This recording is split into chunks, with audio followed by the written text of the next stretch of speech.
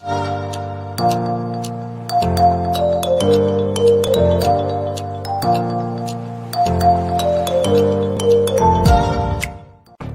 más de 4.540 millones de usuarios de Internet y toda la información llegando por medio de redes sociales, medios de comunicación, publicidad, libros y hasta chismes, necesitamos desarrollar competencias para usar de forma crítica los medios, para poder elegir, ordenar y entender mejor la información, e incluso crearla. Por eso presentamos el Campus AMI, una serie de eventos virtuales con charlas, entrevistas, ejemplos y opiniones de expertos y expertas en toda la región, para reflexionar acerca de la información que todos los días consumimos o usamos, para desarrollar los conocimientos, habilidades y actitudes de la alfabetización mediática e informacional. Acompáñanos en este viaje para conocer el ABC de los medios de comunicación, las redes sociales y la información. ¿Listo? ¿Lista?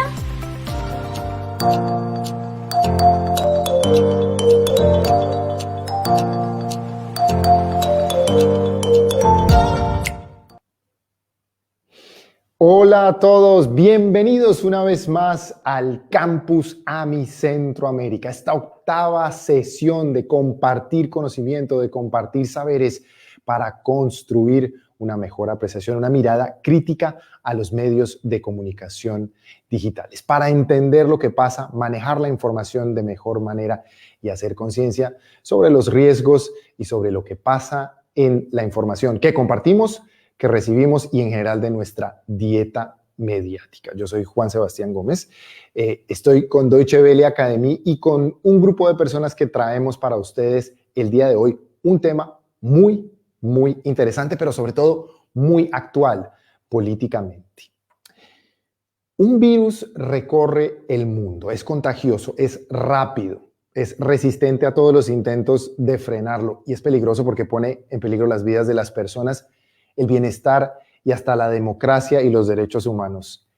No estoy hablando del coronavirus, estoy hablando del virus de la desinformación, de las noticias falsas. Así quisimos bautizar esta octava sesión del Campus AMI Centroamérica, el incontrolable virus de las noticias falsas. Pensamos que es un virus porque se expande tan rápido que esto sorprende a todos, periodistas, académicos, todas las personas que usualmente les traemos aquí en Campus AMI para que compartan su saber. Todos estamos un poco sorprendidos y a veces no sabemos muy bien ni cómo explicar el fenómeno, ni cómo enumerar tips para que no nos pase. Pues de eso se trata esta sesión. Hoy voy a compartir con periodistas y comunicólogos muy importantes de amplia trayectoria. Me siento muy orgulloso de compartir este espacio con las personas que les voy a presentar a continuación. Muy bien, empiezo con Patricia Mayorga. Patricia, un gusto, además de mi admiración a tu trabajo. Qué bueno que estés con nosotros. Es periodista mexicana, colaboradora en el semanario Proceso. Es fundadora de la Red Libre Periodismo, un colectivo creado en el 2012 con el objetivo de fortalecer la libertad de expresión mediante capacitación a periodistas independientes, particularmente en el estado de Chihuahua. Esta red además es miembro del colectivo Periodistas a Pie, corrígeme si lo dije bien, una organización que promueve el intercambio de técnicas de investigación innovadoras en el periodismo mexicano. ¡Qué perfil! Muchas gracias por estar con nosotros, Patricia. Gracias a ustedes, buenas noches. Muy bien, también está con nosotros Cristian Dávila, de Guatemala. Ahí estás, Cristian. ¿Nos escuchas? Sí. Sí, los escucho. Claro, muy bien.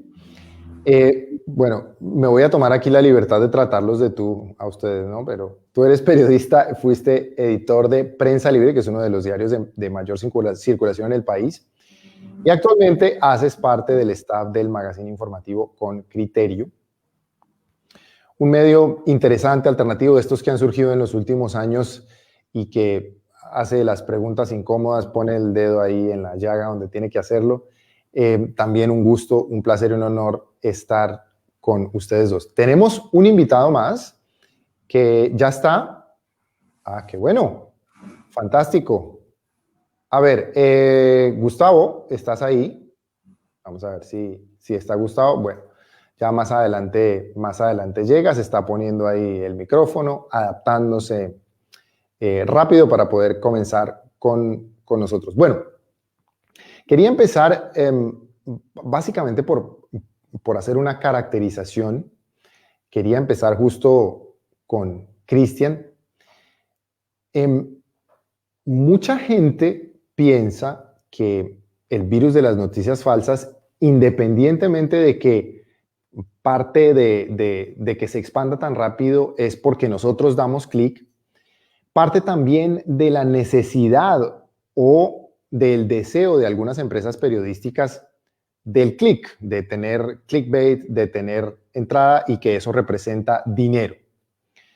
Yo quería preguntarte, Cristian, tú que has trabajado en, claro, medios de alta circulación, medios masivos, ¿cómo se ve esa situación? ¿Qué pasaba en prensa libre? Yo sé que esta es una pregunta que a veces es incómoda para algunos periodistas, pero ¿cómo funcionaba ahí? ¿Se cede siempre al deseo del clic o cómo balancear eso?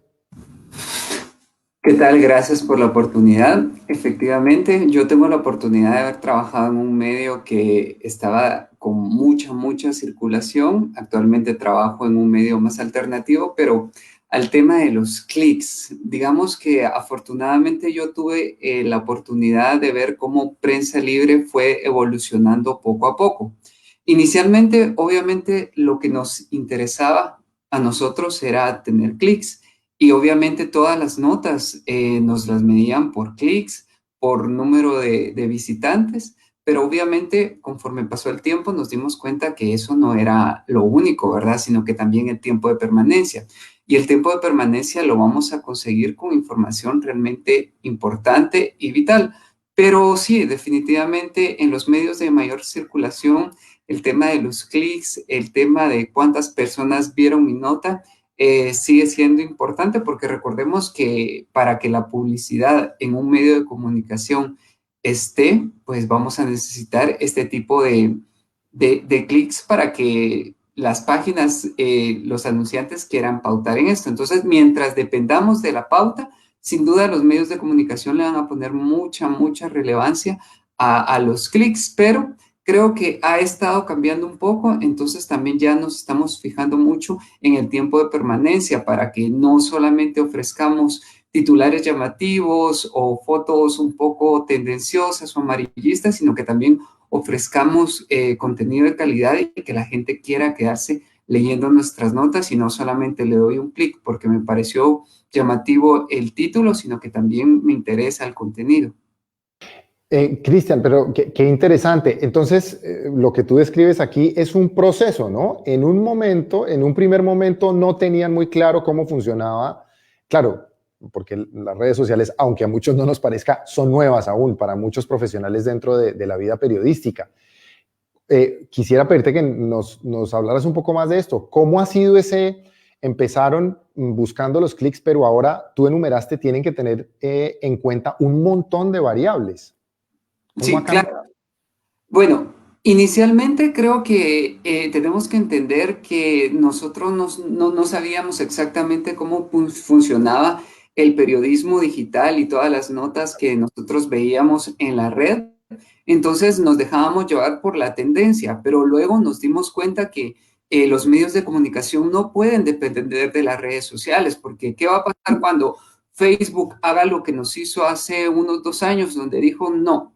Nunca más van a salir las páginas, entonces la lectoría se va a caer, pero yo creo que esos han sido aprendizajes que hemos tenido con el tiempo y nos dimos cuenta que, por ejemplo, entonces las notas ya no solo dependen del número de clics, también del tiempo de duración, de los enlaces que yo voy a ponerle a esa nota para que se generen los primeros motores de búsqueda. Esto se llama estrategia SEO, el posicionamiento en los motores de búsqueda, y también empiezan a involucrarse otros factores para que la nota realmente sea relevante. Y aquí no estamos tomando en cuenta nada de los criterios periodísticos como la veracidad, la profundidad, el equilibrio, sino que nos estamos enfocando únicamente en la parte técnica que hace que una nota se vuelva viral o sea atractiva.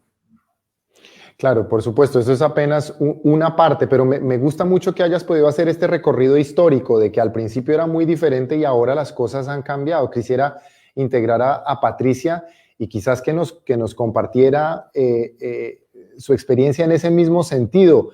¿En qué momento, Patricia, caíste en cuenta o hiciste conciencia del peligro y de tantas variables que hay que tener en cuenta precisamente ahora a la hora de compartir información vía redes sociales? Bueno, mi experiencia es al inicio en medios tradicionales, medio impreso, ¿no? Y en algún momento incursioné en un medio digital que ya no era nada más escribir, sino usar cámara de video, cámara fotográfica, subir la nota inmediatamente, ¿no? Entonces, como periodista y más cuando buscas como que la gente, o que buscas que la gente esté enterada, que buscas que se sepa, lo que tú estás viendo, ¿no? Lo que estás reporteando, se convierte en una frustración, ¿no? El que te estén presionando como que esta Claro. competencia de subirlo diario, todo, los clics se vuelven otro elemento de estrés que por sí al periodista ya traemos bastantes, ¿no? Y justo por esto, y que nos La tomó gente a veces no sabe, la gente a veces no sabe, ¿no? Pero los periodistas son esto. hormiguitas todo el tiempo. Sí, son Ahí. estrés de todo, o sea, pues, es 24/7, como se dice ahora, ¿no? Sí, total. Y bueno, este estrés, así como tú estás como cuidando tu nota y ver que impacte o como que se conozca todo lo que tú estás viendo, ¿no? Entonces sí se convierte como un elemento más de estrés, pero también fue paulatino el darte cuenta como de esa avalancha competitiva, ¿no? Que muchas veces no tenía que ver con el periodismo, sino con un interés económico o político, ¿no? Porque es como te están viendo, y de otras personas, de tus jefes o de otros medios que están compitiendo. Y en México no, yo creo que un ingrediente que se debe entender aquí muy, muy peculiar, bueno, es la violencia que hemos estado viviendo ya por una década, ¿no? Nos tomó en medio de esto, y como periodistas dentro de medios tradicionales o no, justo hemos estado buscando durante estos años el tejer redes de alianzas justo para hacer periodismo y que tengan un impacto, aprender a empaparnos de toda esta tecnología, de todo lo que habla Cristian, ¿no? Para poder estar más cerca de las audiencias que también pues hemos perdido credibilidad en general, porque, Claro. ajá, entonces es muy eh, difícil y muy importante conocer como todas estas visiones y entender cómo funcionan las redes sociales, entender para qué sirve un clic de manera positiva, ¿no? Y de manera negativa también. Bueno, tratemos de dar quizás una explicación. De pronto tengo este privilegio de contar con ustedes que están todos los días produciendo noticias, quizás a través de una anécdota o de una experiencia que ustedes recuerden y quizás nos puedan compartir. A veces las noticias falsas empiezan por rumores. A veces, ahora como nunca antes visto, hay incluso teorías de la conspiración, llegan hasta ese nivel que se masifican. De su experiencia, ¿cuál es la noticia falsa, digamos?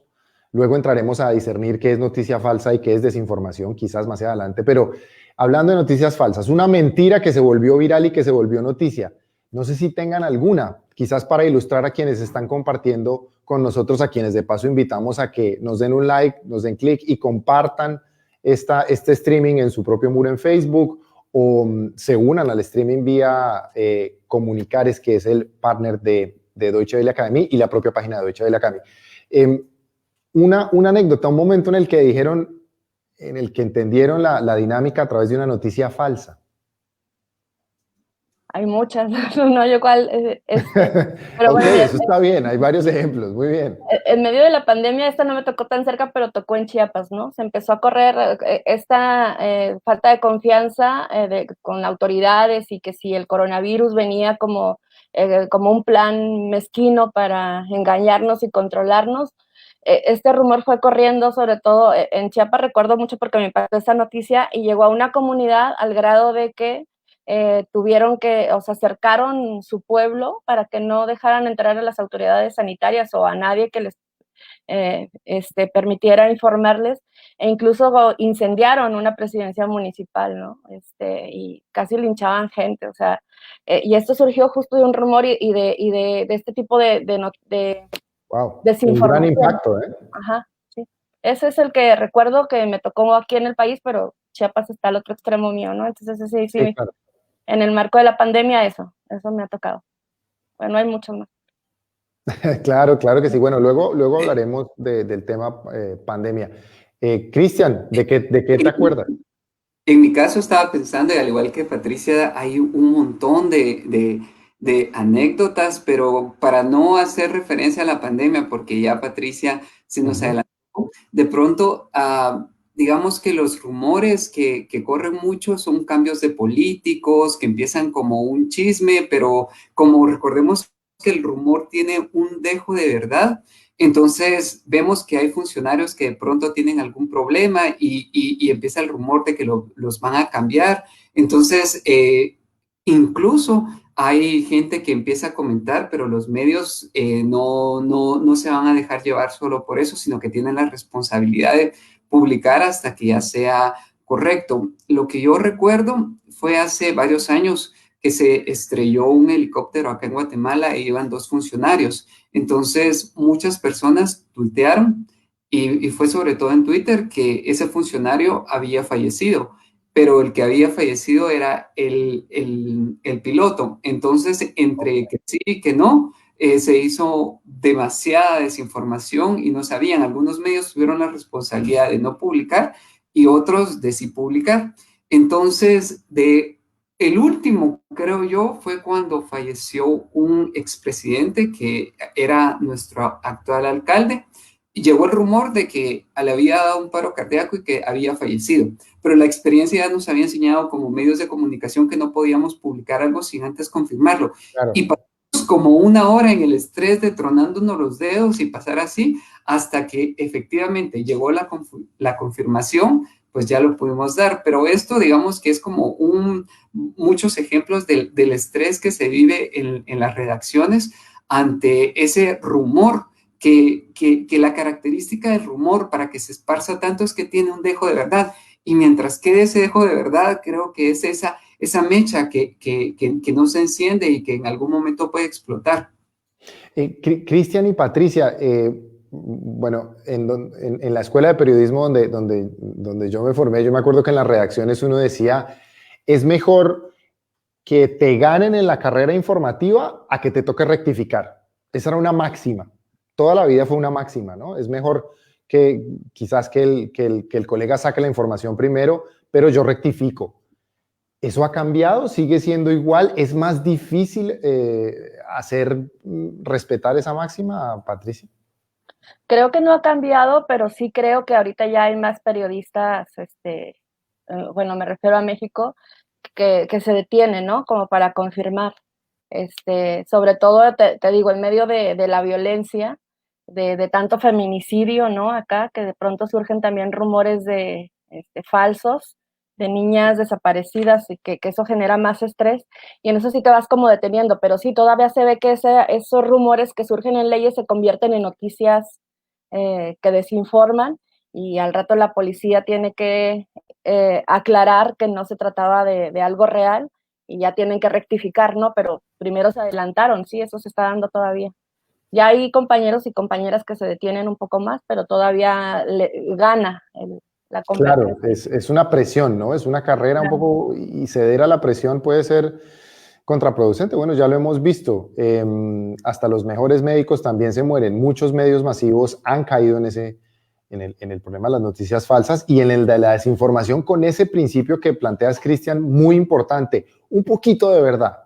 Unas 3 o 4 ideas que hagan posible la noticia y el virus es casi que, como decimos en nuestra sesión, incontenible. Bueno, creo que ahora sí está con nosotros Gustavo Gómez. Hola, Gustavo, ¿cómo estás? Finalmente con nosotros, ¿nos escuchas?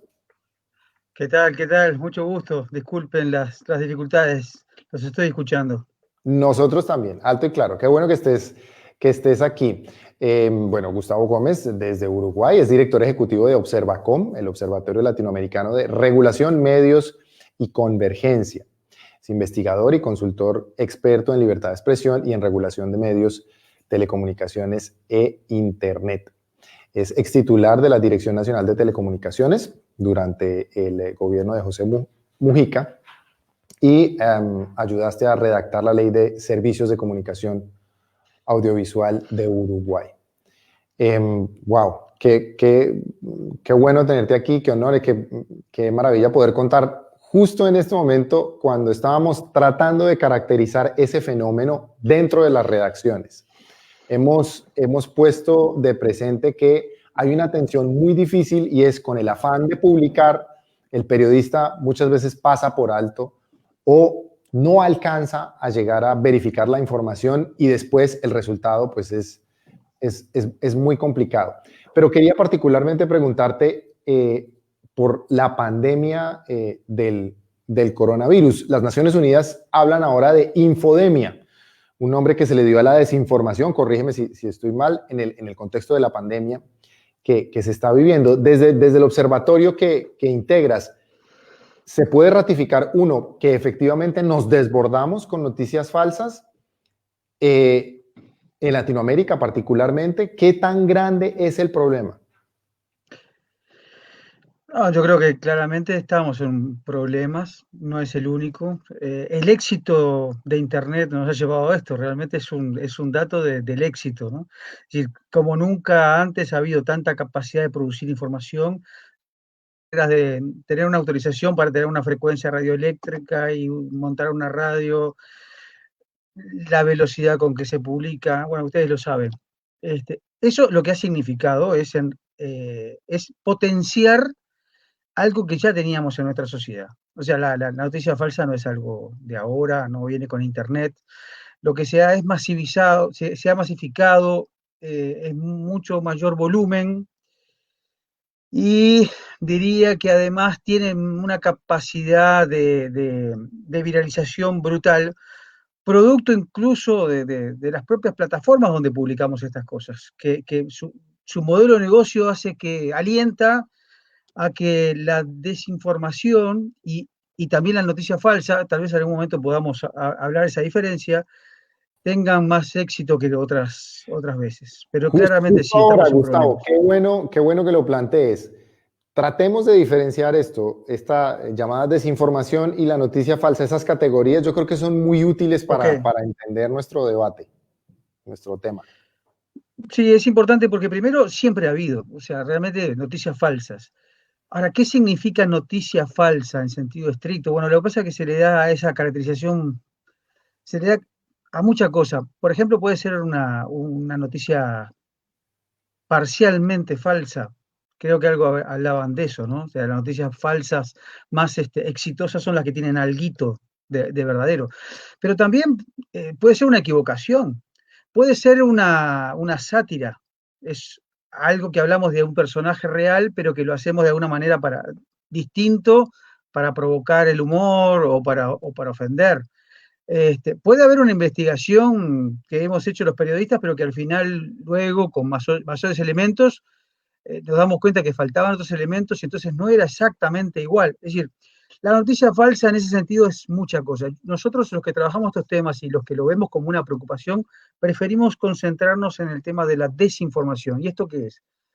Es aquella información que se construye a sabiendas que es falsa y deliberadamente se difunde, utilizando mecanismos que hoy Internet permite para que esto se viralice, se multiplique, incluso poniendo dinero para promocionar ese contenido. Es decir, estamos hablando de a sabiendas que es falso, no es un error, no es que me equivoqué, no es que molesto en medio de una discusión, yo, no sé, dije un error, sino que hay deliberación, mala intención, hay una estrategia detrás.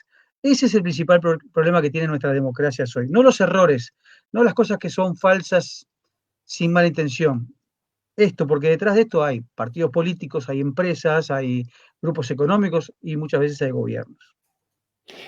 Un detalle más, ya tenemos esta diferencia muy clara entre desinformación, noticia falsa y esa gran diferencia entre lo que puede ser producto del afán de publicar de un periodista que no alcanza, es decir, una intención diferente a esa intención particular de publicar algo que no es cierto, esperando un tipo de efectos. Quería solo que nos concretaras. Se me viene a la cabeza lo que comentaba ahora, las famosas teorías de la conspiración, que hoy en la elección de los Estados Unidos es un tema súper importante y parece que salen, que son producto un poco casi que de la cultura popular. ¿Cómo entender esto? O de las personas que rechazan las vacunas, por ejemplo. Claro, pero es que, claro, es que son muchas cosas. Lo importante de detenernos acá, más allá de que todos tengamos claro qué es cada cosa, es que hay que desbrozar este monstruo. Hay que ¿no? Desarmarlo. ¿Por qué? No por una razón intelectual, desde el punto de vista de quedarnos tranquilos con la definición, es porque las respuestas son distintas. A un error de un periodista, la respuesta no es una regulación que te lleva a la prisión, es mejor periodismo, más capacitación, más tiempo, ¿no? Más recursos para que puedas investigar mejor. El error marca una elección de una persona que dice cosas que son hasta injustas, pero además falsas, se combate con más información. Ahora, cuando estamos atrás de una persona, una empresa, un grupo, que desarrolla una teoría, que la promueve, pone dinero atrás para hacer caer una elección, y las herramientas son distintas. Para las primeras, más información, más periodismo. Para la segunda, probablemente haya que tomar otras medidas. Está muy claro y muy interesante. No sé si quisiera darle paso directamente a Gustavo y a Patricia. Esta última frase que dice Gustavo, perdona, a Cristian y a Patricia, ¿qué les genera? ¿Cómo, entre estas últimas dos diferencias, cómo se vive eso al interior de una sala de redacción?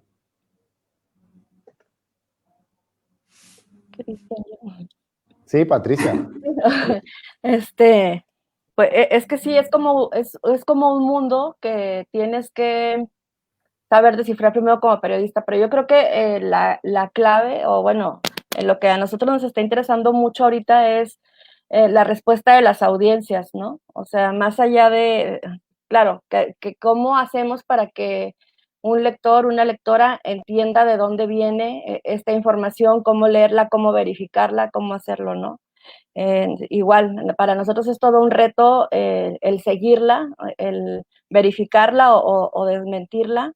Y por supuesto, y les decía ahorita que México, aparte de toda la complejidad política, la complejidad, bueno, ahorita de la pandemia que compartimos con muchos países o con el mundo, ¿no?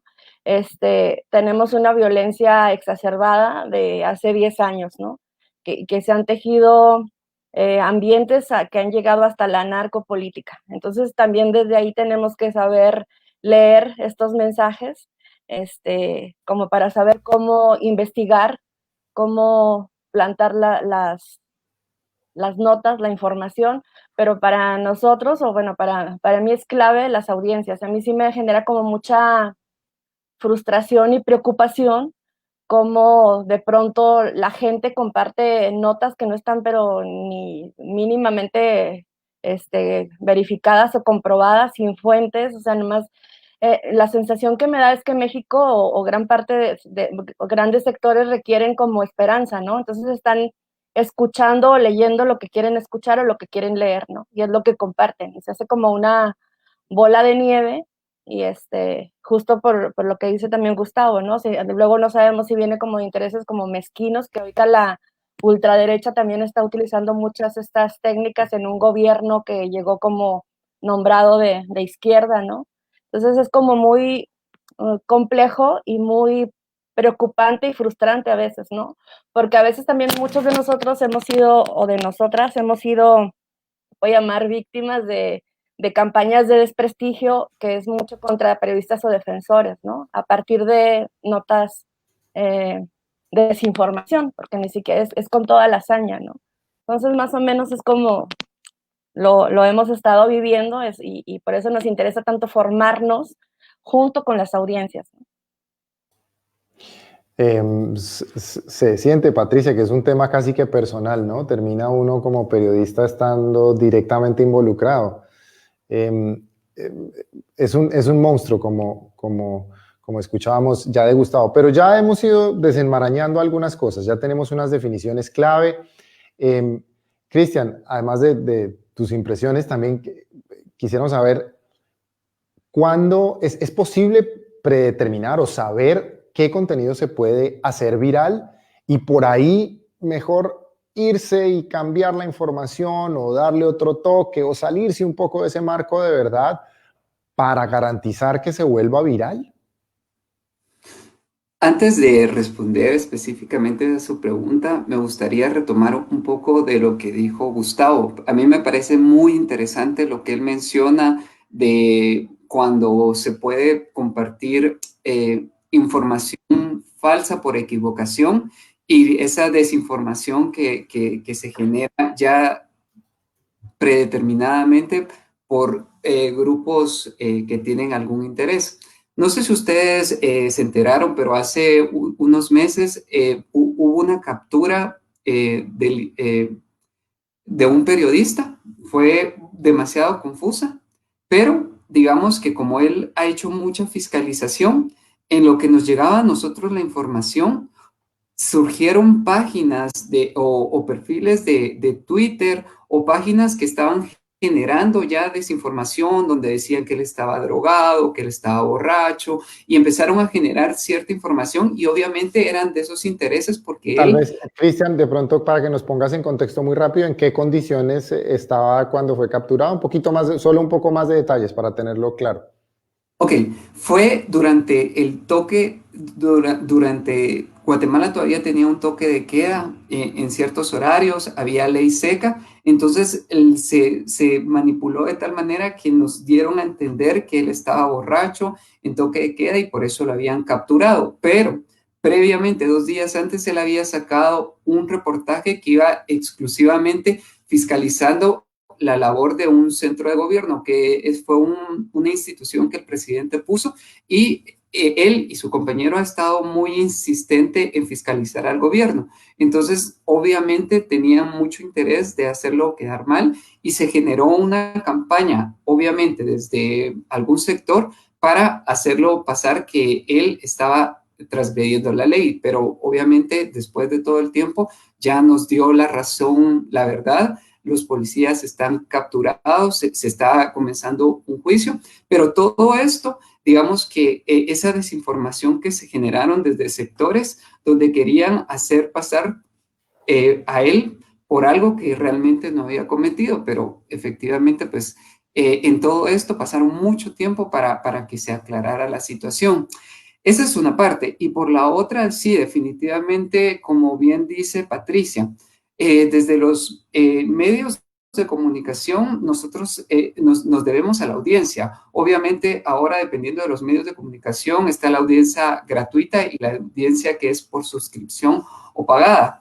Pero específicamente en la audiencia que no paga y que solo recibe esa información, cuando se genera un contenido que puede ser viral y no sabemos realmente de dónde está viniendo. A veces muchos medios ven que se publicó un video y se hizo viral y ya antes nosotros le decíamos a la audiencia qué era lo que tenía que leer. Ahora las audiencias nos dicen qué es lo que nosotros tenemos que publicar, porque el video se publicó, se volvió viral, entonces nosotros nos sumamos a esa situación. El asunto está...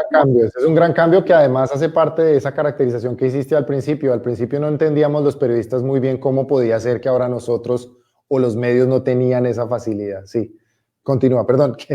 No, pero me parece exacto. Ahora nosotros nos dejamos llevar por lo que nos dicen las audiencias. El problema está cuando el periodista no tiene el requisito mínimo de seguir todos los pasos para confirmar que la información sea real, buscar fuentes de información que al menos le den sustento a ese video o a esa información que se volvió viral y que nosotros no caigamos en una noticia que puede llevar información falsa. Obviamente ahí no es con una mala intención, sino que es por descuido, por el estrés o porque ya lo subió el otro medio y nosotros también lo tenemos que crear para generar más clics y que se siga con esa viralidad. Entonces, sí, definitivamente, al igual que Patricia, yo también siento que a veces es como un tema de doble vía, porque la audiencia comparte cualquier cosa, no verifica la información y entonces nos ponen entre la espada y la pared para saber nosotros si realmente lo que les estamos dando es lo que se espera, porque si nosotros hacemos algo más complejo, probablemente eso no lo vayan a leer o no lo vayan a querer dar clic. Y es ahí donde entra un juego muy difícil en las salas de redacciones para saber qué publicar y qué no, qué le va a gustar a la audiencia y qué no. Esa justamente era la caracterización que la has hecho de manera brillante sobre lo que pasa al interior de muchos medios de comunicación, no solo en Latinoamérica, en el mundo. Hoy es un problema intrínseco al ejercicio de los periodistas todos los días, saber qué es, qué no es y cómo balancear esa tensión entre la necesidad de responder a las demandas de la audiencia y presentar un producto que cumpla con las condiciones éticas y que como producto, ¿no? Cumpla su requisito, que es informar con la verdad. Pero bueno, pero ustedes ya pusieron el tema, entonces vayámonos un poquito a las audiencias y hablemos un poco de las audiencias. Gustavo, ya está claro, lo hemos dicho, tienen una fascinación especial las noticias falsas y la desinformación en sus diferentes vertientes. Se estima que se diseminan hasta 6 veces más rápido que una noticia real bien investigada, que por supuesto toma mucho más tiempo de hacer, investigación, recursos, etcétera. ¿Alguna pista o alguna idea de por qué se disemina tan rápido? Porque nos encanta que digan cosas en las que estamos de acuerdo, para empezar. Es lo que se llama sesgo de confirmación. O sea, no importa si es falso o verdadero, si algo que recibimos confirma lo que pensamos, eso lo vamos a aceptar. Por supuesto que es más importante si viene de una fuente legitimada para nosotros. Me refiero no a una autoridad, me refiero a un familiar. Pero un primer elemento tiene que ver con esto que se llama sesgo de confirmación. Es decir, porque no es que nos encante y demos clics a noticias falsas que van en contra de nuestra opinión, ¿no? Seamos justos. O sea, casualmente viralizamos los contenidos falsos que se parecen a lo que pensamos nosotros. Y ese es un elemento que está jugando mucho, que juega mucho en Internet, esa construcción de burbujas, esa búsqueda de confirmar lo que pensamos. Hay una decisión nuestra en ese sentido, pero que está muy reforzada por el modelo de negocios y la forma que las empresas sobre las cuales están esos contenidos están funcionando, ¿no? Si yo diría que claramente tenemos una responsabilidad de eso que se está hablando ahora, pero no solamente. Por ejemplo, recientes números de YouTube, la empresa de compartición de videos de Google, indican que el 70% del visionado en esa plataforma es producto de recomendaciones de la propia plataforma. O sea, el peso que tiene la empresa en qué selecciona, qué prioriza, qué te muestra primero, qué te muestra después de que viste un video, estoy hablando solamente de una de las plataformas, pero más o menos todas funcionan lo mismo, tiene un impacto brutal. Porque además, la idea es gustarte, la idea es que te enganches y que te quedes en YouTube, como en Facebook y Twitter. Entonces, el algoritmo te va a ir dando más de lo que querés. Es un donde yo, discúlpenme, pero entiendo y creo que estamos pensando todo lo mismo respecto a la educación de la gente, a la alfabetización, que es un poco el tema central, a la necesidad de dar herramientas a la gente para que sea más crítica, y el papel del periodismo en este momento, ¿no? Tan riesgoso, tan problemático, pero por otra parte una oportunidad justamente para cumplir con las audiencias. Pero hoy hay unas empresas que están definiendo mucho de lo que estamos hablando. O sea, que no depende de nosotros y además no sabemos cómo funcionan esos algoritmos. Pero si una empresa es capaz de definir el 70% de lo que vemos a partir de sus recomendaciones, no pongamos si lo hace bien o mal, cuál es la intencionalidad, pero que tiene un poder enorme, tiene un poder enorme, de mostrarnos primero algo. Entonces, ahí donde viene un poco la discusión sobre la responsabilidad en estos temas que planteabas, Juan, de la teoría cooperacionista, etcétera. Es porque las recomendaciones, las priorizaciones que hacen también inciden en este fenómeno. No es solamente nuestros errores, nuestras debilidades, el que somos unos tontos que decimos que sí a todo, también, y habrá que hacer algo y mejorar nuestra forma de consumo de estos nuevos medios, pero hay gente que está pensando con recursos, con científicos, con técnicos, que están preparados para hacernos caer en esa trampa también. Dedicados Por plata, no por política, por plata. Porque lo que nos venden somos nosotros, nuestra atención, nuestros datos. Entonces, Tú traes, seamos críticos, pero no tanto. Digo eso, o sea, los periodistas sobre todo, que estamos eso, desbordados y que estamos en esa frustración, sí, ¿no? Pero hay algo ahí que no controlamos y que está jugando mucho. traes un nuevo elemento que es muy interesante, como tú dices, esta maraña, este monstruo que hay que ir desbaratando por trozos. Hemos hablado del conflicto al interior de las salas de redacción y la tensión en la que viven los periodistas frente a este tipo de información falsa. Hemos hablado también que se masifica muy rápido y lo mencionas tú, que detrás de eso hay plataformas que se lucran de que esto sea así, de que si hay un contenido viral, pues eso representa más dinero. Yo dejaría este tema en un momentito para seguir hablando más adelante de las plataformas, pero quisiera oír rápidamente a Patricia y a Cristian que me dieran, igual si están conectadas con las plataformas, no importa, pero sus sensaciones y sus ideas de por qué consumimos tanto y por qué se viraliza ese contenido tan rápido desde la mirada del periodista. Yo sé que hay muchos editores que ya de una vez te dicen, eso vende, ¿no? Eso va a salir más rápido.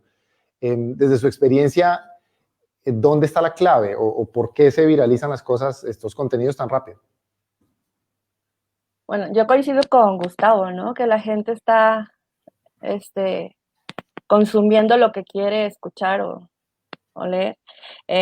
Un ejemplo muy rápido, en Chihuahua tenemos un conflicto muy fuerte con el agua, que ha desencadenado en algunos periodos hasta balazos. En épocas recientes hubo un homicidio de la Guardia Nacional, que es del gobierno federal, un grupo militar, y por equivocación o no, asesinaron a una agricultora e hirieron a su pareja. Entonces, a partir de ahí hay una defensa por el agua a muerte, ahora sí, ¿no?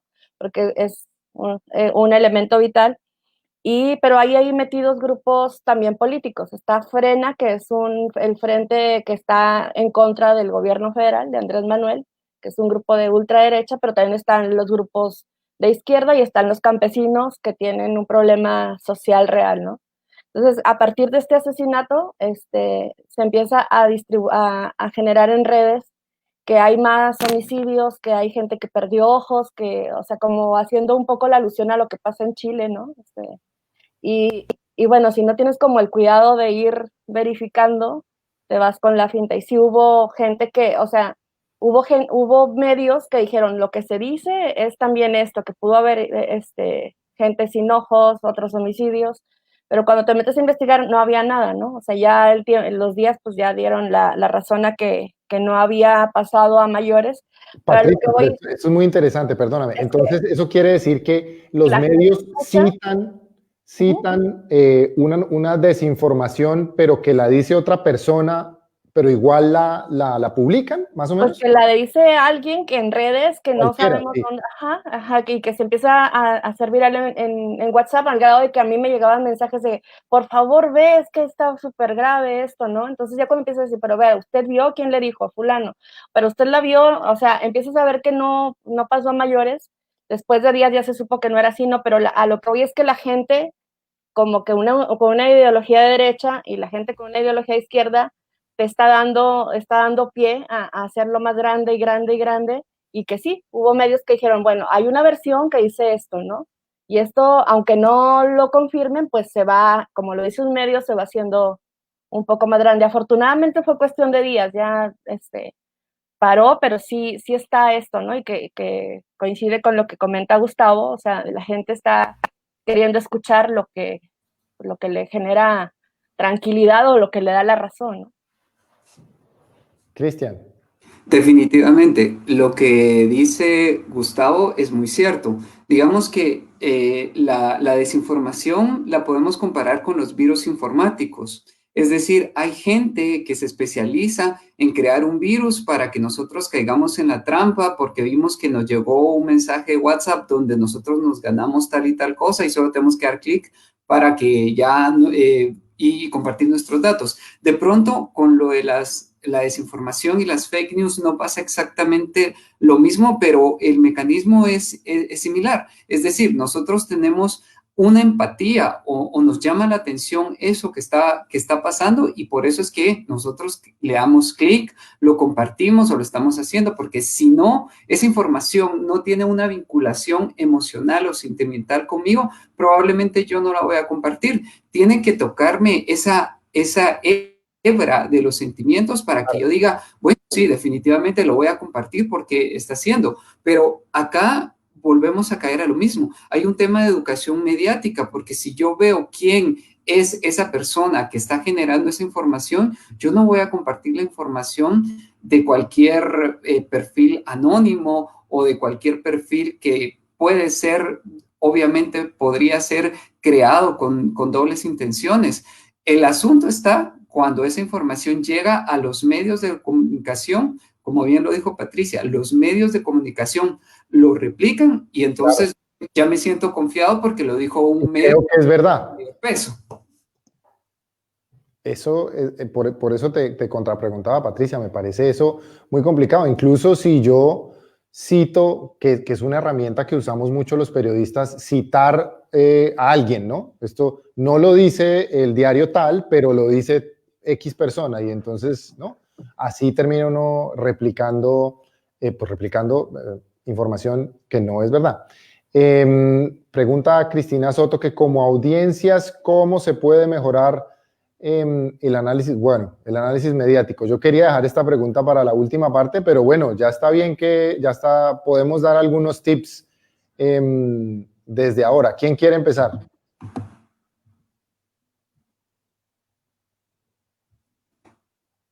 Bueno, yo acabo de hablar, pero básicamente si quieren puedo continuar. Yo creo que aquí definitivamente las responsabilidades de todos, desde los gobiernos, los medios de comunicación, las instituciones educativas, y está la responsabilidad personal, que es la pregunta que nos está haciendo Cristina, ¿verdad? Entonces, digamos que en este caso todo está en prestar atención, en ser demasiado cuidadosos en lo que vamos a compartir y ser como muy, muy enfáticos al llegar a la fuente principal. Digamos que yo puedo entender que nosotros caigamos en un tropiezo de compartir una información falsa o una desinformación cuando el perfil que lo está publicando o el medio que lo está publicando tiene cierto peso, pero si ya yo veo que es un perfil anónimo o es un perfil que no tiene las características mínimas porque no tiene foto, el nombre es completamente genérico, puede ser incluso hasta un bot, entonces ya desde ahí ya deberíamos empezar a dudar. Y ya después, cuando hacemos una lectura crítica, cuestionar a los medios de comunicación, cuestionar al periodista, porque no, digamos que el periodista no va a tener siempre la razón e incluso puede entrevistar a alguien que esté generando por desconocimiento, por descuido o por alguna mala intención, generando información falsa y como obviamente se supone que esa persona es la experta, entonces puede generar esa mala información. Entonces nosotros seamos críticos, cuestionemos y veamos que esos datos, esa información, ¿dónde más los podemos conseguir? ¿Qué otros medios de comunicación? ¿Qué portales de internet? Si bien es cierto, ahorita pareciera que estamos criticando al internet y toda la facilidad que nos da para que algo se vuelva viral, y más si es una noticia falsa, el Internet bien utilizado también nos puede servir para confrontar y confirmar que la información que nos están diciendo es fácil. Google nos permite poner una fotografía y ver si esa fotografía fue del niño que está llorando en Guatemala y que todo el mundo estaba compartiendo, pero resulta que fue hace 2 años en Perú. Entonces podemos ir generando ciertas herramientas que nosotros como audiencia utilizamos para evaluar y verificar la información antes de compartir y seguir haciéndola viral. Incluso a veces tenemos la responsabilidad de desmentir. Si no lo hace un medio, yo he visto varios usuarios que digan, que ponen, yo me metí y corroboré, esta información no es, esta foto es falsa, se publicó hace tanto tiempo. Entonces nosotros como audiencia también tenemos la responsabilidad y podemos ser esa contraparte que viene a desmentir esa desinformación que se ha estado generando, y que nosotros tenemos también las herramientas para ser un poco más críticos y seguir un poco en la línea de detener las noticias falsas. Sí, lo que llaman muchos estudiosos y académicos la agencia, el nivel de capacidad individual para poner bajo pregunta, para ponerle el signo de pregunta a la información y a todo eso que creemos, que intuimos puede no ser verdad. Gustavo, ¿qué tips? Sigamos con la pregunta de Cristina. Yo creo que Cristian hizo... Yo creo que el primero es casi profiláctico, ¿no? Digamos, es como que deberíamos tener algunos criterios como automáticos. Y yo creo que el primero, y sin ningún lugar a dudas, es de dónde surge esa información. La generación de la información, la foto, la imagen, el nombre, debería ser un elemento que ya nos hiciera saltar ¿no? la atención. Yo creo que un aspecto mucho más difícil, por esto que digo el sesgo de confirmación, es que deberíamos ser particularmente más reactivos a las cosas que son más sensacionalistas y son como más parecidas a lo nuestro. Yo diría que si tuviéramos que graduar los tips, la mejor capacidad de crítica sería cuando ponemos en cuestión algo que de comienzo estoy de acuerdo. Cuando llegáramos a esa capacidad, que mira, me pasa a mí, te pasa a vos, Juan, o sea, esa sería decir, porque nos está llegando, nosotros vivimos en burbujas, y la mayor parte de las cosas que nos llegan en nuestros entornos son de gente que piensa más o menos como nosotros.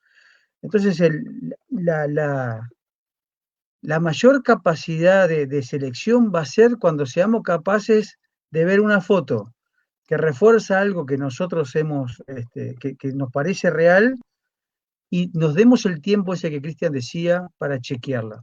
Herramientas hay. Lo que falta es la actitud. No siempre tenemos el tiempo ni las ganas para chequear información. Es decir, nos hemos convertido en consumidores multipantalla, ¿no? Estamos acá mismo, ¿viste? Mirando distintas pantallas, y eso, ese entorno cognitivo, esa forma de vincularse con la información, donde no hay separación con el entretenimiento o con la comunicación interpersonal, es un entorno muy difícil para consumir información de manera apropiada.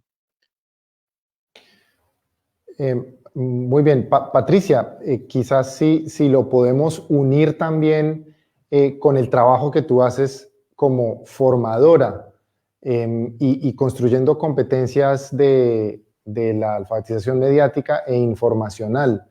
¿De quién debería ser la responsabilidad? ¿Cómo hacer esta educación? Cuéntanos un poco más de tu experiencia. Yo creo que es corresponsabilidad, ¿no? Como decían Gustavo y Cristian, y el periodismo yo creo que da herramientas muy básicas para identificar estas noticias, ¿no? La verificación. De entrada, leer la nota, ¿no? Porque muchas veces nos damos cuenta por lo que se comenta que se quedan con el título que a veces no coincide con la nota, ¿no? Leer. identificar fuentes, quién lo está diciendo, dónde lo está diciendo, cómo lo está diciendo, ¿no? O sea, son cosas muy, como que con la práctica pueden ir desarrollando como audiencia e identificarla. Y luego, buscar esa misma noticia en otros medios, pues que sean más serios o que también sean serios, o que tengan eso, como mayor responsabilidad, no quedarte nada más con esto, ¿no? Y sobre todo cuando son temas tan delicados que como decían, que pueden poner en riesgo a la gente o incluso a las vidas, ¿no? Y como ejemplo también rápido, hace poco hubo se distribuyó en redes sociales varias capturas de pantalla que decían, acaban de robarse una niña de 13 años en tal colonia, un carro tal, bla, y ya, ¿no? Y luego, cuidado porque está pasando lo mismo, yo estaba en la parada del camión y se paró un señor y quiso robarme. Y así se hizo viral, y esa nota sí trascendió hace 15 días a medios. Entonces ya era un hecho así como que cuidado, va a haber toque de queda, ¿no? Al día siguiente, las autoridades policíacas dan a conocer, acudimos a tales domicilios, no hubo nada, tranquilos, ¿no? O sea, no existe esta niña que se habían robado, no están los papás, ¿no? Pero los grupos, sobre todo feministas, y que se entiende porque traemos una historia muy fuerte contra la mujer, sobre todo en el norte y en el país, ¿no? Pues decían, no, o sea, los medios mienten, ¿no? O sea, nos echaban la culpa, los periodistas son unos mentirosos. Y claro, o sea, se había difundido en algunos medios locales la noticia, se había dado por hecho que era una noticia verdadera y ya no nos estaban creyendo, ¿no? Pero si esta audiencia se hubiera puesto a pensar un poquito que no había pesquisas, que no había papás denunciando a una niña de 13 años desaparecida, o sea, son cosas como muy básicas y muy elementales que el periodismo te lo puede ir dando, ¿no? Que yo creo que de la mano con el periodismo audiencias podemos hacer cosas lindas o responsables, pues no se da todo este boom, ¿no? O a lo mejor se aminora este grupo de gente con intereses raros que genera este tipo de desinformación, ¿no? Wow, qué gran experiencia, qué bueno que puedan compartir esas experiencias con nosotros. Yo sé que a muchos de los que nos están viendo, esta es una muy buena forma de educar a partir de la experiencia de personas en campo. Yo tengo que hacerles esta pregunta porque me parece que a mí personalmente me parece que es la pregunta del momento. Me voy a salir muy rápido del guión. Esta semana se pusieron de plano de presente las 3 posiciones de 3 plataformas grandes de medios de redes sociales, Twitter, Facebook y YouTube. Mientras Jack Dorsey de Twitter decide suspender la circulación de la información de la noticia sobre el hijo de Joe Biden, Hunter Biden, porque considera que la información que fue publicada por un medio digamos, con cierta reputación de New York Post, de la ciudad de Nueva York, porque ellos consideran que la información no está sustentada en documentos fiables, que no hay pruebas. Mientras tanto, esa misma noticia en Facebook solo tiene una etiqueta en este momento en los Estados Unidos, hablo el caso de los Estados Unidos. Para la plataforma YouTube, esta misma información no tiene ningún tipo de restricción. La pregunta para ustedes 3 es, primero, ¿entran las redes sociales a validar la información de un medio de comunicación? ¿Ese va a ser el rol de una red social en el futuro? 2, ¿cómo como ciudadano consumidor de información debo entender esta diferencia tan radical en la etiqueta de la información, en el tratamiento de la información por una red social que no produjo esa información? Esa información probablemente la produjo, salió de la sala de redacción de un medio de comunicación. Este es un caso muy, muy importante que creo que va a definir las elecciones en los Estados Unidos y nos va a afectar durante mucho tiempo. Quisiera empezar con Gustavo, que me contara muy rápido, porque creo que no tenemos tampoco mucho tiempo, sus opiniones sobre este caso. Gracias. Primero, las plataformas hacen esto todo el tiempo, ¿no? O sea, ellos, lo nuevo acá, lo que te llama esta semana es que lo hizo con un usuario particular, con un usuario que produce contenidos que se divulgan en la red, que es un medio de comunicación. Pero lo hace todo el tiempo con las cosas tuyas y mías. O sea, ya hoy Las plataformas tienen una manera de decidir qué es falso y qué es verdadero. Y ese es el primer problema que tenemos. O sea, tal vez encontremos un caso que es tan evidente que bien que lo hicieron. Pero estamos delegando la capacidad de decidir qué es falso y verdadero a una empresa cuyo único objetivo es el lucro. En algunos casos, como Facebook, se ha rodeado y ha logrado acuerdos con periodistas, grupos de periodistas que hacen chequeado de información y en función de esa decisión, de esa información, toman las decisiones. Ya hoy, con la situación en Estados Unidos y la presión enorme que hay, ya hasta los chequeadores están protestando contra Facebook porque toma decisiones, como en este caso, sin siquiera decir de manera transparente cómo llegó a esa conclusión de que eso no era cierto. ¿Qué elemento tiene la gente de Facebook y quién de Facebook sabe de periodismo como para saber que había pruebas o no? El impacto de Facebook en realidad es ellos le llaman reducción de alcance. Ellos lo que hacen es que el 80% de la gente no sabe que esa información está. Está ahí, está flagueada, pero no llega. Twitter lo quitó. A ver, siempre es mejor si es desinformación y sobre todo si hay un equipo de periodistas detrás que lo marca, que sea un agregado de información. O sea, es una intervención mucho menor, menos censura, porque esto es censura privada.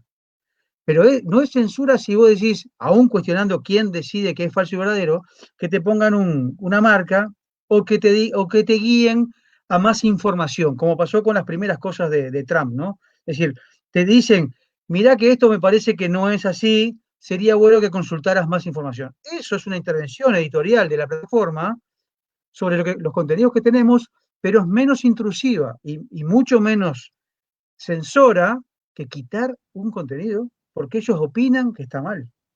O sea, ese es el camino al que vamos, Juan. O sea, hay una privatización de la moral, de la justicia y de la verdad. O sea, hoy tenemos empresas que definen por nosotros todos los días qué es moralmente aceptable, qué es decente y sin decente. Observacón acaba de compartir información. Facebook eliminó fotos de cebollas.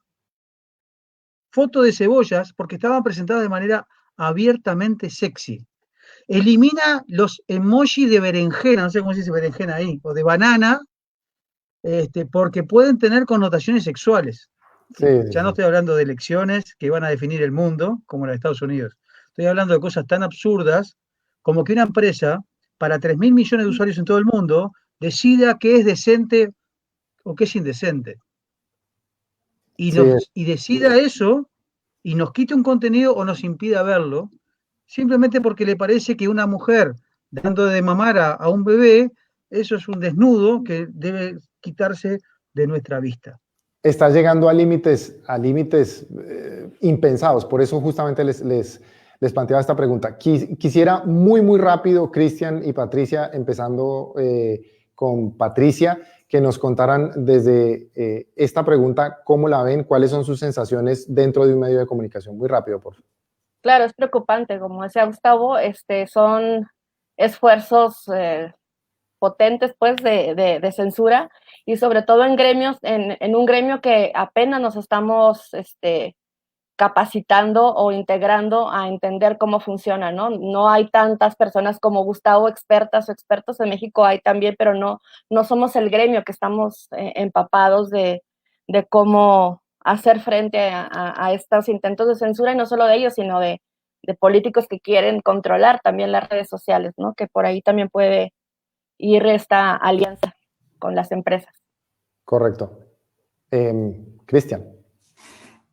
Antes me gustaría recordar el poder que tienen las redes sociales como Facebook, YouTube y Twitter, y que adquirieron ese poder que los mismos medios le dieron. Es decir, sin temor a equivocarme, muchos medios en el mundo van a depender de las redes sociales para que su contenido tenga impacto, porque de manera orgánica van a ser pocos los medios que uno va a poner el nombre del medio desde el buscador y lo va a buscar. Entonces, realmente estas redes sociales se han aprovechado un poco de ese poder que incluso uno mismo le dio y nos volvieron dependientes de ellos para que nosotros tengamos que utilizar sus plataformas para que efectivamente nuestro contenido pues tenga alcance. Y eso nos pone una camisa de fuerza para saber que en cualquier momento ellos cambian el algoritmo, cambian las políticas y nos pueden censurar. Si bien a veces pareciera que hay una línea muy delgada en esa regulación que algunos celebran con la censura realmente que le pueden dar a un medio. Digamos que cuando hemos visto que alguna red social censura a un político con el que no compartimos nuestra opinión, pues lo celebramos. Pero ¿qué pasa cuando va a pasar hacia nosotros o sea algo realmente injusto? Entonces sí, definitivamente las redes sociales no deberían ser las fiscalizadoras de lo que se debe publicar o no. Se deberían de tener ciertos protocolos o mejor dicho, otros protocolos para que la censura no venga de lo que ellos consideran correcto, porque si no, ellos son los que van a decidir qué se publica y qué no, y no a la inversa. Es una tensión, seguramente en el futuro yo sé que eso se desarrollará porque claro, todos los puntos que han mencionado aquí son válidos. Quiero muy rápidamente destacar que el Campus AMI es apoyado por la Organización de Estados Americanos y la UNESCO. Este 2020, una vez más, la UNESCO organiza la Semana Mundial de la Alfabetización Mediática e Informacional, la Global Mill Week, que este año va del 24 al 31 de octubre y por supuesto el Campus AMI forma parte de esta serie de eventos mundiales. Vamos a tratar de hacer otras preguntitas que tenemos, pero como esta conversación está tan interesante, pues bueno, se nos ha ido el tiempo muy rápido. Una de las consecuencias de esta tensión, o quizás esta tensión se da como consecuencia de esto que les voy a mencionar a continuación, y también sería una pregunta para los tres. Esto es, se traduce esto en que los medios han perdido credibilidad. ¿Y ustedes cómo creen, cómo sienten que este consumidor de información al que la pregunta siguiente será, cómo educarlo, qué herramientas darle, sienten que esta persona ya se desencantó, que ya no cree en nada, que bueno, que el desencantamiento con los medios es como nunca antes, quizás? Empecemos por Patricia. Bueno, yo creo que la credibilidad de los medios siempre ha estado endeble, ¿no? O sea, no, siempre ha estado, no es de ahorita. No es nuevo. ¿Por qué? Porque ahorita, sobre todo los medios tradicionales se enfocaron más en la prioridad económica, ¿no? Fueron vistos como empresas y dirigidos muchas veces por gente que no tenía un perfil periodístico. Y dentro de estas empresas, bueno, habíamos periodistas empujando, abriendo ventanas donde se cerraban con censuras o donde se ahogaba el periodismo con intereses económicos o políticos, ¿no? En el caso de México hay una historia muy grande de inversión de publicidad oficial en los medios, que eso te condiciona totalmente la línea editorial. Entonces, claro, la gente no se ha sentido cercana o no nos sintió cercana muchos años, muchas décadas, ¿no? Creo que las redes sociales han venido a evidenciarlo, han acabado un tanto con monopolios, porque, bueno, todavía ahorita sigue habiendo mucho poder económico y político para sostener a grandes medios, pero cada vez menos. Pero la falta de credibilidad, pues ahí está, ¿no? O sea, no, también ha habido vicios por parte de gremios periodísticos o del gremio en algunas circunstancias, pero afortunadamente hay cada vez más periodistas que luchan por hacer un periodismo independiente, ¿no? Y eso acá se está notando mucho. Prueba de esto es la Alianza de Medios de Periodistas de a pie, que se generó justo por el impulso de periodistas de regiones, de provincia, que se empeñan a hacer periodismo independiente, pero en medio de esta desconfianza de las audiencias, ¿no? Que eso también es un plus hacia el periodismo y falta de confianza hacia las autoridades. Entonces ahí quedamos en medio y creo que ese es como un plus que se le da a la desinformación, ¿no? A que tenga este éxito del que hablaba Gustavo. No solo los medios, sino también otras instituciones públicas. Cristian, muy rápidamente. Claro. No, sí, definitivamente coincido con Patricia. Los medios de comunicación no siempre han tenido o han gozado de del aval de las audiencias.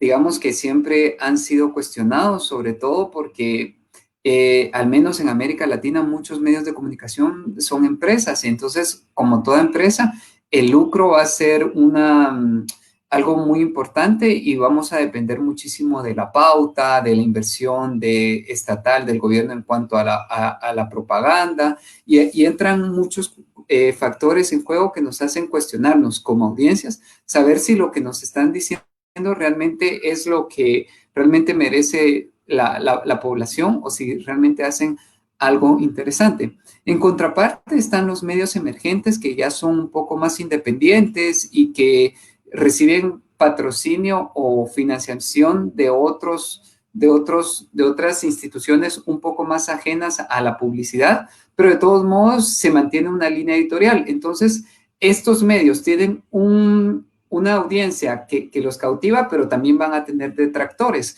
Entonces, realmente ese ha sido como un juego de balanza entre los medios independientes, los medios tradicionales, porque siempre va a tener una parte de la población que los va a seguir y otros que definitivamente los van a cuestionar. Pero definitivamente esto ha pasado siempre. Ahora con las redes sociales se ha puesto mucho más en evidencia, porque la gente pues ya cuestiona, ya dice, y ya vemos que hay líderes de opinión que obviamente no tienen nada que ver con un medio de comunicación, pero ellos ya generan a su propia comunidad y hasta ellos mismos pues empiezan a generar esa opinión que no sabemos si es, pues, tiene el rigor periodístico, pero de alguna manera sí ya se empiezan a generar ese contenido que hace que se cuestione a los medios, y lo hacen comunidades enteras a través de las redes sociales. Antes tal vez lo hacíamos por correo o por fax o por teléfono. Ahora, como lo vemos en redes sociales, ya podemos ver incluso cómo un medio de comunicación se vuelve tendencia porque o despidió gente o sus fundadores o fueron acusados de acoso sexual. Entonces ya las redes sociales se han vuelto como el otro juez para toda la fiscalización de los medios de comunicación. Muy bien. Gustavo, recién nos decías, pintabas un panorama un poco como de que las noticias falsas no van a desaparecer, o no es como que en algún momento vayan a dejar de existir, porque una solución entera, estructural, pues es muy difícil por todos los factores que ya hemos mencionado. ¿En manos de quién entonces estaría la alfabetización mediática e informacional? ¿A quién le toca cargarse ese enfermo, ese problema de la educación mediática de calidad y de estas competencias críticas para los ciudadanos que, como hemos visto, tanto la necesitan? Bueno, primero, sí, confirmo el mal diagnóstico. Creo que es un tema que está ahí, siempre estuvo y no lo vamos a eliminar. Si el planteo es eliminemos las noticias falsas, aún en el sentido que lo definamos, vamos al fracaso. Vamos al fracaso. Lo que hay que es establecer estrategias de reducción del daño, llamémosle. O sea, tenemos el problema, vamos a tratar de reducirlo. Y efectivamente, yo creo que la estrategia de educación, de capacitación, de alfabetización, es una estrategia muy importante para la mayoría de los problemas que plantean las noticias falsas. Porque esa herramienta no es para la desinformación en el sentido de estrategia. Ahí necesitamos otra cosa, necesitamos un Estado más activo, incluso tal vez regulación nueva. En esto necesitamos más elementos para que la gente pueda empoderarse. Y yo creo que lo primero es eso, ¿sabes? Yo creo que lo primero es esto que estamos hablando. Tenemos que conocer mucho más cómo funcionan las redes. Tenemos que conocer mucho más cómo funciona la producción de información. Tenemos la impresión media mágica de que Internet es todo y necesitamos informar a la gente primero para que la gente, que es la primera respuesta a tu pregunta, necesita a la gente despertar de un derecho dormido, y es que en Internet también tenemos derechos, también somos sujetos, también tenemos la capacidad de tener el poder de decidir lo que vemos y lo que no. Claro, arrancamos muy mal, así que hay algunos actores que son fundamentales. Y yo creo que acá, más allá de la desconfianza que hay y más allá de la frustración, y por un lado me refiero a los medios de comunicación tradicionales, más allá de la frustración respecto al desborde que tienen los periodistas, yo creo, permítame decir, que es una enorme oportunidad para el periodismo en serio, sea el tradicional, sea el de los nuevos medios digitales, sea el de la persona que tiene una actitud activa con su cuenta de usuario, pero mantiene esa ética, mantiene esos valores y mantiene ese rigor. De algún lado tiene que surgir esto, y ahí es una enorme oportunidad. Sobre todo lo digo por Patricia, ¿no? Que es verdad, yo conozco gente aquí que está como desbordada, frustrada, y me atacan a mí, además. Patricia, a esa desconfianza que hay en los medios que confirmaba Cristian, yo creo que hoy hay una enorme oportunidad nuevamente. Es otra vez una oportunidad. Porque fíjense, aunque se consume mucha información en redes, todas las encuestas, por lo menos aquí en América del Sur, muestran que la gente tiene mucha desconfianza sobre lo que se produce en redes. Es raro. Mucho consumo, pero muy poca confianza. Estoy hablando de 15%, 20%. O sea, al principio la gente cuando le preguntan dice que no cree. Después uno sabe que las prácticas no parecen ser coincidentes, pero es un buen elemento. Y por otra parte, las agendas públicas todavía las siguen marcando los medios tradicionales, porque una cosa es consumo y otra cosa es quién genera, quién es la fuente. Y es cierto que tenemos más capacidad de producir cosas y que se pueden enterar ustedes de lo que yo publico. Pero si uno mirara los indicadores de, por ejemplo, de uso de páginas web, sigo hablando de lo que conozco, que es América del Sur, los medios tradicionales siguen siendo un elemento fundamental de consulta, ¿eh? Una cosa es que se vea en el celular o que se lea la noticia en una red social. No hay que confundir la plataforma donde se lee la noticia de cuál es la fuente. Y todavía los medios tradicionales, digamos, siguen siendo un factor importante de generar agenda pública. Podemos consumir muchas otras cosas por otras vías, pero finalmente lo leeremos en Twitter, pero vamos a la información que generó el medio de prensa escrito. ¿Se compra menos prensa escrita? No sé si se lee menos lo que la prensa escrita produce para redes. Ahí tal vez Cristian o Patricia me pueden corregir. Sí, entonces, Patricia, cobra valor entonces el periodismo de investigación, por ejemplo, ¿no? El periodismo elaborado, es una oportunidad, como dice Gustavo. Sí, por supuesto, eso lo estamos viendo acá y justo estamos por iniciar un proyecto con DW, sobre, de la mano con las audiencias, ¿no? O sea, porque estamos convencidas de que el periodismo puede aportar mucho en este sentido, ¿no? En esta formación o en esta alfabetización de las audiencias, ¿no? Y sí, estoy convencida de que es una gran oportunidad que tenemos como gremio para hacerlo. Y acá igual, Gustavo, los medios tradicionales en plataformas digitales siguen marcando la pauta, ¿no? Y bueno, es dentro de toda esta locura informativa, pero sí, estamos convencidos de que, o sea, nosotros a lo mejor, hay otros medios, no sé, Animal Político, Verificado, que nos llevan un poco que nos han marcado un poco la pauta en cuestión de verificación de datos, pero este proyecto que queremos o que estamos por arrancar es de la mano con las audiencias, ¿no? Es explorar estos terrenos de irnos formando juntos, ¿no? Gracias, Gustavo. Cristian, y además, también para preguntarte en particular con tu experiencia, hay iniciativas de medios alternativos, claro, muy interesantes en Guatemala, muy jóvenes. ¿Cuál es la relación de estos medios con la audiencia? Ok. La primera pregunta acerca de la alfabetización mediática, definitivamente hay temas estructurales que se deberían trabajar desde el Estado y el gobierno, algo que es muy difícil que suceda porque obviamente tenemos otros problemas de necesidades más básicas, por ejemplo, o al menos en Guatemala, que tienen que ver con la pobreza, la alimentación, la salud. Entonces, los recursos para invertir en una alfabetización mediática no se va a dar. Pero de pronto los medios de comunicación están dando los primeros pasos. Por ejemplo, yo veo que constantemente se publican notas sobre las fake news o la desinformación. En esta semana he visto dos. Hoy me levanté pensando y vi un tema de Infobae sobre la infodemia y daban datos. He visto medios guatemaltecos que están tratando de educar. No, de pronto no lo estamos haciendo como se debería hacer para que realmente cale, pero eso ya es un avance.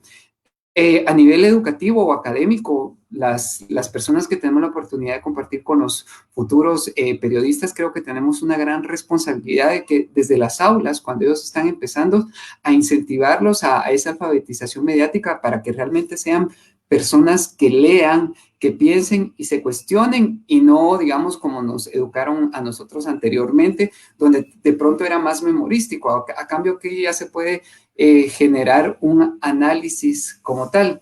¿Y cuál era tu otra pregunta? Me decís, la relación de los medios pequeños con las audiencias. Creo que en general la audiencia en los últimos años está dictando mucho de lo que se tiene que hacer, pero así como lo dijo Gustavo y Patricia, acá los medios de comunicación tradicionales van a seguir siendo los que están punteando más en el tema del consumo a través de sus redes sociales e incluso a través de los portales de Internet. Pero yo creo que al momento de tener un medio pequeño o un medio alternativo, permite que la audiencia sea de nicho. Entonces, al no querer abarcar a niños, a jóvenes, a adultos, cuando empezamos a pensar en el nicho, en la audiencia de nicho, permite que los medios alternativos o los medios emergentes generen una comunicación con las audiencias mucho más cercana que un medio de comunicación tradicional que tiene una comunidad digital más grande y se desborda en esto. Hemos visto iniciativas de medios de comunicación alternativos que hacen eventos, hacen foros, hacen charlas.